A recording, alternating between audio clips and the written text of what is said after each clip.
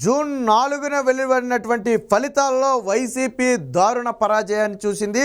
Why not 175 అన్న జగన్మోహన్ రెడ్డికి 11 స్థానాలు మాత్రమే మిగిల్చింది. అందులో చావు తప్పి కొన్ని లొట్టబోయినట్టుగా పెద్దిరెడ్డి రామచంద్రారెడ్డి లాంటి వాళ్ళు గెలిచారు. 5,000 6,000 మెజార్టీతో గెలిచారు. సో మరి ఇలాంటి పరిస్థితిని జగన్మోహన్ రెడ్డి ఊహించుకోగలడా? 5 ఏళ్ల పాటు 151 మంది ఎమ్మెల్యేలతో పాటు టీడీపీ నుంచి ఒక 3 4 కూడా లాక్కుని 5 ఏళ్ల పాటు అరాచకాలు చేసి పెత్తనం సాగించి లక్షల కోట్ల రూపాయలు దోపిడీ చేసినటువంటి జగన్మోహన్ రెడ్డి కనీస ప్రతిపక్ష హోదా కూడా లేకుండా కేవలం 11 సీట్లకు మాత్రమే పరిమితం చేయడాన్ని పూర్తిగా జీర్ణించుకోలేకపోతున్నాడు. వాస్తవానికి జీర్ణించుకోలేని మాట వాస్తవం. ఎందుకంటే వైసీపీ అభిమానులకే ఒక రకంగా మా అన్న ఇంత దారుణమైన పాలన అందించాడా, అన్ని తక్కువ సీట్లు వచ్చాయి ఏంటని చెప్పి మదన పడుతున్న పరిస్థితి. మరి వాళ్ళకే అంత బాధ ఉంటే జగన్మోహన్ రెడ్డికి ఎంత బాధ ఉండాలి? ఆయనకు ఓడిపోయిన దానికంటే కూడా ఆదాయం రాదేమో, దోచుకోవడం కుదరదేమో, లేకపోతే ఇప్పటివరకు నేను చేసిన స్కాములు బయటపడతాయేమోననే భయం ఎక్కువ ఉంది. సో ఇప్పుడు వారం జగన్మోహన్ రెడ్డికి ప్రతి శుక్రవారం కోర్టుకి వెళ్ళాలి. నిన్నటి వరకు ఏం చెప్పాడు? నేను ముఖ్యమంత్రిని కాబట్టి నాకు పనులు ఉన్నాయి, నేను రాలేనని చెప్పాడు. సరే, కోర్టు కూడా చూసి చూడనట్టు ఫోన్ ఇచ్చింది. కానీ ఇప్పుడు ముఖ్యమంత్రి అని చెప్పడానికా లేదు. పోనీ ప్రతిపక్ష పార్టీ నేత హోదా ఉందా, పోనీ నేను పోరాడుతున్నానని చెప్తామంటే అది కూడా లేదు. After all MLA Jaganmohan Reddy అనే వ్యక్తి ఇప్పుడు ఒక సాధారణ ఎమ్మెల్యే ఒకరినో ఇద్దరినో గన్మెన్లు ఇస్తారు, అంతే ఎనఫ్. జగన్మోహన్ రెడ్డికి అంతే స్థాయి ఏంటంటే ఎమ్మెల్యే స్థాయి, అంతకు మించి లేదు. ప్రతిపక్ష హోదా కూడా లేదు.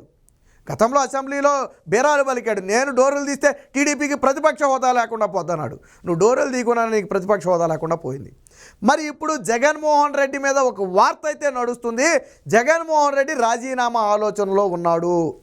ఎస్, జగన్మోహన్ రెడ్డి పులివెందలలో ఎప్పుడు వాస్తవానికి ఈయనకి 2 బాధలు. ఒకటి పార్టీ ఓడిపోవడమే కాకుండా పులివెందల్లో జగన్మోహన్ రెడ్డి మెజార్టీ భారీగా తగ్గింది. 30,000కు పైగా మెజార్టీ తగ్గింది. అవినాష్ రెడ్డి మెజార్టీ దాదాపుగా 2 లక్షల పైగా అవినాష్ రెడ్డి మెజార్టీ తగ్గింది. సో ఇవన్నీ కూడా దారుణ అవమానాలుగా జగన్మోహన్ రెడ్డి భావిస్తున్నాడు. ఒక రకంగా అసెంబ్లీలో చంద్రబాబు నాయుడిని ఫేస్ చేయలేని పరిస్థితి. ప్రతిపక్ష హోదా లేదు, ఓకే, అయినా కానీ అసెంబ్లీలో చంద్రబాబు మోహన్ చూడలేని పరిస్థితి. రెండోది, జగన్మోహన్ రెడ్డి మీద కేసులు ఈ 19 నుంచి మళ్ళీ రన్నింగ్లో పడబోతున్నాయి. ఆ డిశ్చార్జ్ పిటిషన్లు కానివ్వండి, ఇతర పిటిషన్లు అన్నిటి మీద కూడా వాదనలు మొదలవుతున్నాయి. ఖచ్చితంగా అందులో ఏదో ఒకటి తేలొచ్చు. లేదా రేపు తెలుగుదేశం పార్టీ అధికారంలోకి రాగానే లిక్కర్ దగ్గర మొదలు పెడితే శాండ్ వరకు అన్ని స్కాముల మీద కూడా ఎంక్వైరీ వేయటానికి సిద్ధంగా ఉంది ప్రభుత్వం. అడ్డగోలుగా తెచ్చిన అప్పుల దగ్గర మొదలు పెడితే రుషికొండ మీద కట్టినటువంటి ప్యాలెస్ వరకు అన్నిటి మీద విచారణ చేయడం సిద్ధం. దానిలోనైనా జగన్మోహన్ రెడ్డి దొరకటం ఖాయం. మరి ఏం చేద్దాం? జగన్మోహన్ రెడ్డికి ఇప్పుడేదే దోచట్లా, జైలుకి వెళ్ళడం అయితే ఖాయంగా కనపడుతుంది. ఒకవేళ నేరం నిరూపించబడింది అనుకోండి, ఆటోమేటిక్గా ఆయన మీద అనర్హత వేటు పడిపోతుంది, అది వేరే విషయం. లేదా కేసు విచారణ జరుగుతూ నేరం నిరూపించకపోయినా కేసు విచారణ జరిగినంతకాలం కూడా ఏం చేయాలి? ఒకవేళ 5-6 నెలలు జైల్లో ఉండాల్సి వస్తే ఏం చేయాలి? దీంతో జగన్మోహన్ రెడ్డికి ఒక ఆలోచన వచ్చినట్టుగా చెప్తున్నారు. భారతీ రెడ్డిని పోటీ చేయించడం. ఎక్కడ నుంచి? పులివెందుల నుంచి. మరి ఆల్రెడీ జగన్మోహన్ రెడ్డి ఉన్నాడు కాబట్టి అక్కడ నుంచి భారతీ రెడ్డిని పోటీ చేయించడం కుదరదు. కాబట్టి ఇప్పుడు జగన్మోహన్ రెడ్డి రాజీనామా చేసి, ఒకవేళ తాను జైలుకు వెళ్లాల్సి వస్తే రాజీనామా చేసి అక్కడి నుంచి ఉప ఎన్నికల్లో భారతీ రెడ్డిని గెలిపించుకోవాలి అనేది జగన్మోహన్ రెడ్డి వ్యూహంగా కనపడుతుంది. అందుకు ఇప్పటికే భారతీ రెడ్డిని కూడా మానసికంగా సిద్ధం చేసినట్టుగా తెలుస్తుంది. ఎందుకంటే జగన్మోహన్ రెడ్డి జైలుకు వెళితే పార్టీ తునాతునకలైపోవటం ఖచ్చితంగా ఖాయం. గతంలో అంటే జగన్మోహన్ రెడ్డి జైల్లో ఉన్నప్పుడు పార్టీ పోయిందా, ఇప్పుడు ఎందుకు పోద్దని అనుమానం మీకు రావచ్చు, తప్పులేదు. దానికి ఒక రీజన్ ఉంది. గతంలో ఎవరు కాపాడారు పార్టీని? భారతీ రెడ్డి కాపాడాల, షర్మిల కాపాడింది. పార్టీ భారాన్ని తన భుజం మీద వేసుకుని 1000 కిలోమీటర్లు పాదయాత్ర చేసి వైసీపీ నాయకులు కార్యకర్తలకి నేనున్నానని ఒక భరోసా ఇచ్చి జగన్మోహన్ రెడ్డి జైల్లో ఉన్నంతకాలం కూడా పార్టీని నడుపుకుంటూ వచ్చింది షర్మిల. నాడు అదేవిధంగా తల్లి కూడా షర్మిలకు అండగా నిలబడటంతో పార్టీలో ఒక అసంతృప్తి అయితే లేకుండా ఉంది. జగన్మోహన్ రెడ్డి లోపల ఉన్న బయట సమర్థవంతంగా పార్టీని నిర్వహించే శక్తి సామర్థ్యాలు నాడు షర్మిలకు ఉన్నాయి కాబట్టి పార్టీ నిలబడింది. అప్పుడు భారతీయ ఏం ఇన్వాల్వ్ అవ్వాలా, భారతీ రెడ్డి ఏం పార్టీని కాపాడాలా? మరి ఇప్పుడు షర్మిల వస్తుందా? రాదు. పోనీ విజయం వస్తుందా? రాదు. మరి ఎవరు కాపాడాలి? మూడో వ్యక్తి చేతిలోకి పార్టీ వెళ్తే జగన్మోహన్ రెడ్డిని రానివ్వరు, రేపు బయటకు పోమంటారు. అసలు పార్టీయే జగన్మోహన్ రెడ్డి కాదు, శివకుమార్ అనే వ్యక్తిది పార్టీ. ఆయన నుంచి జగన్మోహన్ రెడ్డి లాక్కున్నాడు, అది వేరే విషయం. కాబట్టి జగన్మోహన్ రెడ్డి పార్టీని కనుక కాపాడుకోవాలి, వచ్చే 5 ఏళ్ల పాటు కనీసం వైసీపీ పార్టీలో చీలికలు రాకుండా కాపాడుకోవాలి అంటే తాను జైలుకి వెళ్తే తన భార్యని నిలబెట్టడం తప్ప ప్రత్యామ్నాయ మార్గం లేదనే ఒక ఉద్దేశంతో తాను రాజీనామా చేసి పులివెందుల్లో భారతీరెడ్డిని గెలిపించి అప్పుడు పార్టీ పగ్గాలు మొత్తం కూడా భారతీరెడ్డి చేతిలో పెట్టాలని జగన్మోహన్ రెడ్డి ఒక నిర్ణయానికి వచ్చినట్టుగా సమాచారం. ఎందుకంటే జైలుకు జగన్మోహన్ రెడ్డి మీద ఏ కేసు నిరూపించబడినా అంత ఈజీగా బయటకు రాడు. ఒకవేళ శిక్ష ఖరారు చేయబడితే ఖచ్చితంగా 7 ఏళ్ళు 8 ఏళ్ళు మొత్తం రాజకీయాలకు దూరంగా ఉంటాడు, అది వేరే విషయం. లేదు, ఆంధ్రప్రదేశ్లో జరిగినటువంటి ఈ అవినీతి మీద కనుక జగన్మోహన్ రెడ్డి అరెస్ట్ అయినా నెలల తరబడి జైల్లో ఉండటమైతే ఖాయం ఖచ్చితంగా. కాబట్టి ఆ సమయంలో పార్టీని కాపాడుకోవడానికి ఇప్పటికే ఆ భారతీరెడ్డిని అయితే సిద్ధం చేస్తున్నట్టుగా తెలిసింది.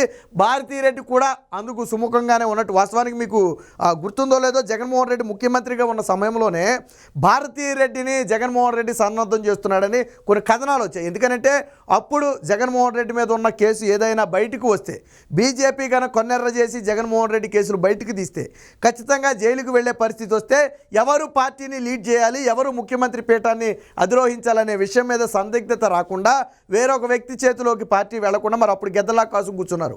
ఇప్పుడంటే ఓడిపోయింది కాబట్టి ఎవడో పట్టించుకునే పరిస్థితి లేదు. అప్పుడు పెద్దిరెడ్డి రామచంద్రారెడ్డి, విజయసాయి రెడ్డి, వైవి సుబ్బారెడ్డి వీళ్ళంతా కూడా గెద్దలా కాసు కూర్చున్నారు అప్పట్లో.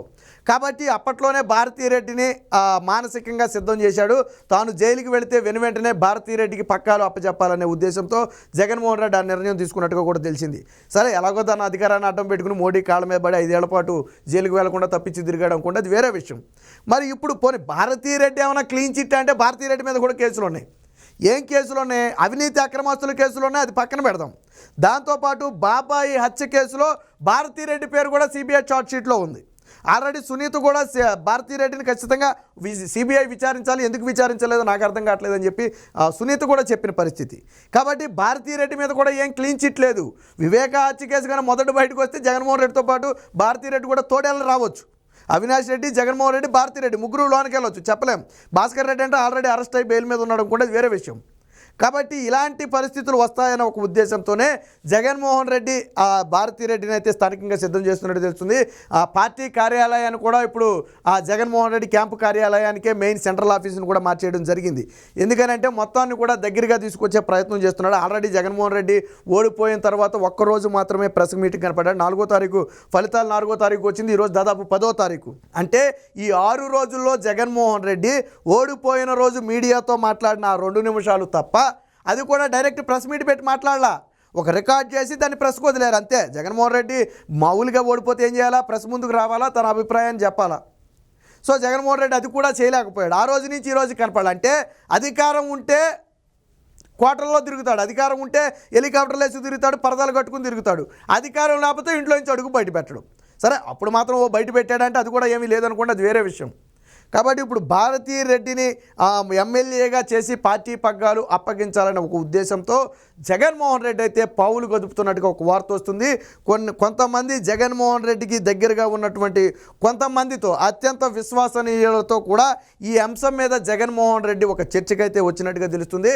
కాకపోతే రేపు తెలుగుదేశం పార్టీ ఏ విధంగా రియాక్ట్ అవుతుంది, బీజేపీ స్టాండు ఏ విధంగా ఉంటుంది, జగన్మోహన్ రెడ్డి అక్రమాస్తుల కేసుల పరిస్థితి ఏంటనేది ఇప్పుడు తెలియదు. కానీ వాళ్ళకు వచ్చిన అంచనా ప్రకారం మొట్టమొదటిగా జగన్మోహన్ రెడ్డి అక్రమాస్తుల కేసులు కదలికలో వేగం వస్తుంది. ఖచ్చితంగా కోర్టు తీర్పులకు అనుగుణంగా జగన్మోహన్ రెడ్డి కేసులను ఏడాదిలోపు విచారించే అవకాశం అయితే కనపడుతుంది.